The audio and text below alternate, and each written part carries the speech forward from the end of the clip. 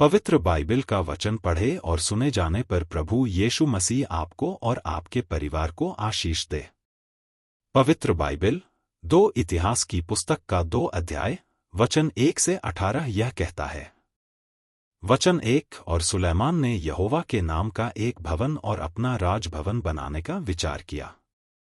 वचन 2 इसलिए सुलैमान ने 70,000 बोझिए और 80,000 पहाड़ से पत्थर काटने वाले और वृक्ष काटने वाले और इन पर 3,600 मुखिए गिनती करके ठहराए। वचन 3 तब सुलैमान ने सोर के राजा हुराम के पास कहला भेजा कि जैसा तूने मेरे पिता दाऊद से बर्ताव किया, अर्थात उसके रहने का भवन बनाने को देवदार भेजे थे, वैसा ही अब मुझसे भी बर्ताव कर।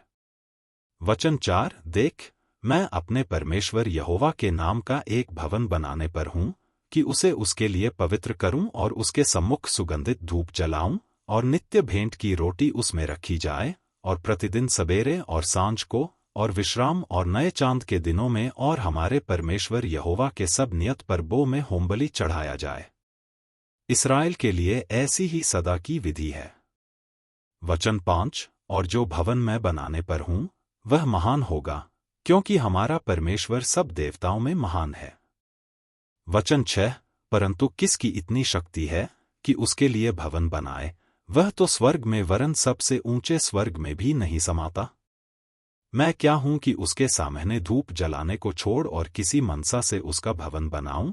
वचन 7 सो अब तू मेरे पास एक ऐसा मनुष्य भेज दे जो सोने, चांदी, पीतल, लोहे और बैंजनी, लाल और नीले कपड़े की कारीगरी में निपुण हो और नक्काशी भी जानता हो, कि वह मेरे पिता दाऊद के ठहराए हुए निपुण मनुष्यों के साथ होकर जो मेरे पास यहूदा और यरूशलेम में रहते हैं काम करे।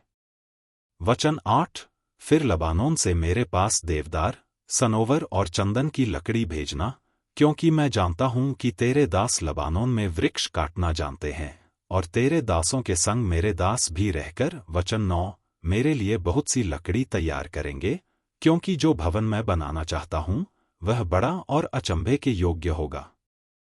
वचन 10 और तेरे दास जो लकड़ी काटेंगे उनको मैं 20,000 कोर कूटा हुआ गेहूं, 20,000 कोर जव, 20,000 बत दाखमधु और 20,000 बत तेल दूंगा।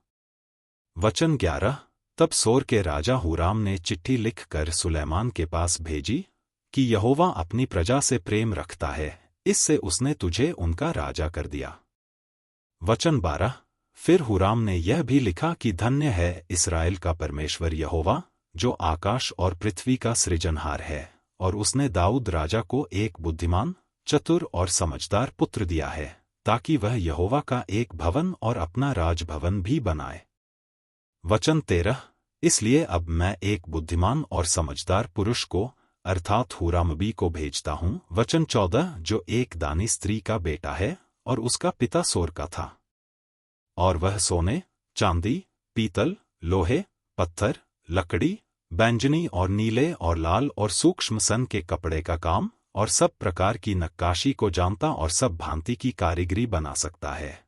सो तेरे चतुर मनुष्यों के संग और मेरे प्रभु तेरे पिता दाऊद के चतुर मनुष्यों के संग उसको भी काम मिले।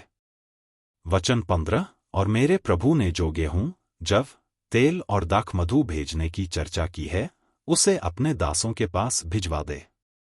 वचन 16 और हम लोग जितनी लकड़ी का तुझे प्रयोजन हो उतनी लबानोन पर से काटेंगे और बेड़े बनवा कर समुद्र के मार्ग से जापा को पहुंचाएंगे और तू उसे यरूशलेम को ले जाना। वचन 17 तब सुलैमान ने इस्राएली देश के सब परदेशियों की गिनती ली, यह उस गिनती के बाद हुई जो उसके पिता दाऊद ने ली थी, और वे 1,03,600 पुरुष निकले। वचन 18 उनमें से उसने 70,000 बोझिए, 80,000 पहाड़ पर पत्थर काटने वाले और वृक्ष काटने वाले और 3,600 उन लोगों से काम कराने वाले मुखिए नियुक्त किए।